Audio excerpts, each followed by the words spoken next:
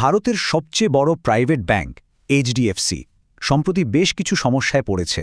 তো চলুন আজ আমরা এই ব্যাপারটাই একটু গভীরে গিয়ে দেখি। ঘটনার শুরুটা কিন্তু বেশ নাটকীয়। ব্যাংকের part time chairman Atanu Chakraborty হঠাৎ করে পদত্যাগ করেন, আর তার পদত্যাগপত্রে যা লেখা ছিল তাতেই সবার টনক নড়ে যায়। তিনি বলছিলেন ব্যাংকের কিছু কার্যকলাপ নাকি তার ব্যক্তিগত মূল্যবোধের সাথে মিলছে না। আর এর ফল শেয়ার বাজারে যেন একটা ঝড় বয়ে গেল।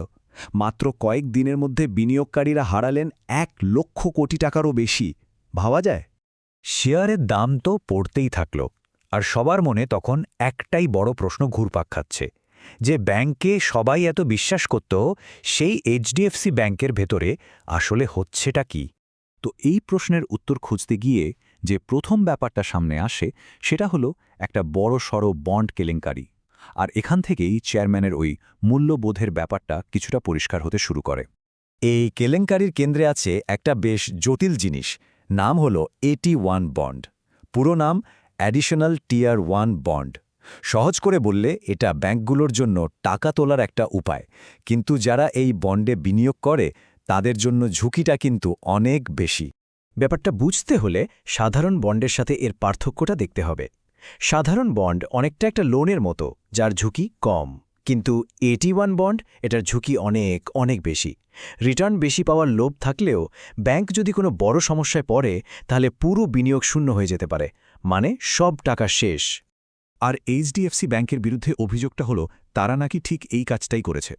অভিযোগ অনুযায়ী ব্যাংকের কিছু কর্মকর্তা এনআরআই গ্রাহকদের কাছে এই মারাত্মক ঝুঁকিপূর্ণ বন্ডগুলোকে একদম নিরাপদ আর বেশি লাভের বিনিয়োগ বলে বিক্রি করেছে। গ্রাহকদের বোঝানো হয়েছে তাদের সেফ ডিপোজিটগুলো এইচডিএফসির বাহরাইন শাখায় নিয়ে আসতে, আর তারপর সেই টাকা দিয়েই এই ঝুঁকিপূর্ণ বন্ডগুলো কেনা হয়েছে। আর সবচেয়ে বড় কথা, এই বন্ডগুলোর যে কোনো মেয়াদ নেই বা এতে কী পরিমাণ ঝুঁকি আছে তা নাকি ঠিকমতো জানানোই হয়নি। আর এই ঘটনার পরিণতিটা হয় ভয়ঙ্কর। 2021 থেকে এই বন্ড বিক্রি চলছিল, কিন্তু 2023 সালের মার্চে যখন বিশ্বজুড়ে ক্রেডিট সুইস ব্যাংকটা ভেঙে পড়ল, তখন সুইস সরকার এই AT1 বন্ডের প্রায় $17 বিলিয়ন মূল্য শূন্য করে দেয়।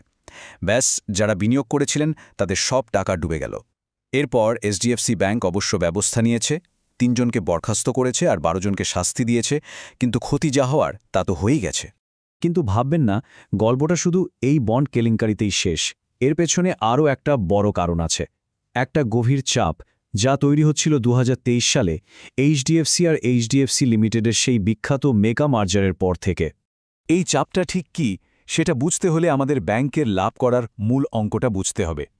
একে বলা হয় নেট ইন্টারেস্ট মার্জিন, বা সংক্ষেপে NIM। সোজা কথায়, ব্যাংক লোন দিয়ে যে সুদ পায় আর ডিপোজিটের উপর যে সুদ দেয়, তার মধ্যে পার্থক্যটাই হলো ব্যাংকের আসল লাভ।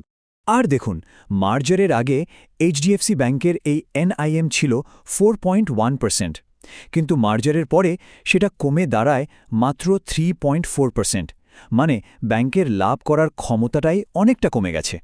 কিন্তু প্রশ্ন হলো কেন হঠাৎ করে ব্যাংকের লাভের মার্জিন এতটা কমে গেল? এর প্রথম কারণটা হলো লোনের ধরন পাল্টে যাওয়া। মার্জারের ফলে এইচডিএফসি লিমিটেডের বিশাল হোম লোনের খাতাটা ব্যাংকের সাথে জুড়ে যায়। এখন হোম লোনের সুদ কম, ধরুন প্রায় 8.5%।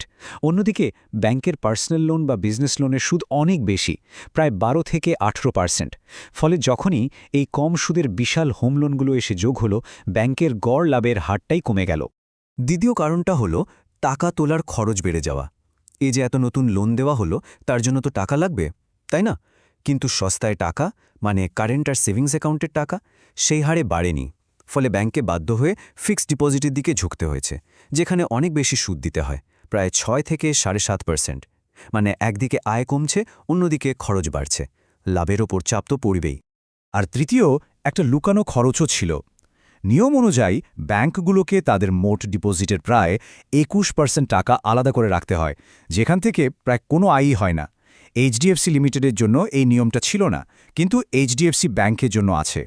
মার্জারের পর এই নিয়মটা পুরো কোম্পানির উপরই লাগু হলো। এর ফলে প্রায় 1.3 লক্ষ কোটি টাকারও বেশি মূলধন এমন জায়গায় আটকে গেল যেখান থেকে ব্যাংক কোনো লাভই করতে পারছিল না। তো এবার চলুন সবগুলোকে একসাথে দেখি। একদিকে একটা বন্ড কেলেঙ্কারি আর চেয়ারম্যানের পদত্যাগ, যা ব্যাংকের প্রশাসন নিয়ে প্রশ্ন তুলছে, আর অন্যদিকে মার্জারের ফলে তৈরি হওয়া মারাত্মক আর্থিক চাপ। এই দুটো মিলে কিভাবে একটা পারফেক্ট স্টর্ম বা নিখুঁত ঝড় তৈরি করছে সেটাই এখন দেখার। দেখুন ঝড়টা ঠিক কেমন। প্রথমত প্রশাসনিক সমস্যা, চেয়ারম্যানের পদত্যাগ আর বন্ড কেলেঙ্কারি ব্যাংকের ভেতরের সংস্কৃতি আর নিয়ন্ত্রণ নিয়ে বড় প্রশ্ন তুলে দিয়েছে। দ্বিতীয়ত আর্থিক চাপ, মার্জারের ফলে লাভের মার্জিন কমে যাওয়ায় বিনিয়োগকারীদের আস্থা কমে গেছে। আর তৃতীয়ত তারল্যের সংকট, মার্জারের পর ব্যাংকের লোন টু ডিপোজিট রেশিও বেড়ে 110% হয়ে যায়। এর মানে হলো ব্যাংকের কাছে যা ডিপোজিট ছিল তার চেয়েও বেশি লোন দিয়ে ফেলেছিল তারা। আর এই সব কিছু যখন একসাথে হয় তখন তা একটা ব্যাংকের সবচেয়ে মূল্যবান জিনিসটার উপর আঘাত আনে, আর সেটা হলো বিশ্বাস বা আস্থা। আর এই আস্থার সংকটটা এত গুরুত্বপূর্ণ কেন?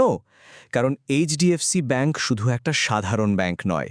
রিজার্ভ ব্যাংক অফ ইন্ডিয়া একে ডোমেস্টিক্যালি সিস্টেমিক্যালি ইম্পর্ট্যান্ট ব্যাংক বা ডিএসআইবি হিসেবে চিহ্নিত করেছে। এর মানে হলো এই ব্যাংকটা এতটাই বড় যে এর পতন হলে পুরো দেশের আর্থিক ব্যবস্থাই ভেঙে পড়তে পারে। একে টু বিগ টু ফেল বলা হয়। সুতরাং শেষ পর্যন্ত প্রশ্নটা এটাই থেকে যায়, যে ব্যাংককে একসময় ভারতের সবচেয়ে বিশ্বস্ত বলে মনে করা হতো, তারা কি তাদের এই সবচেয়ে মূল্যবান সম্পদ অর্থাৎ মানুষের আস্থা আবার ফিরে পেতে পারবে?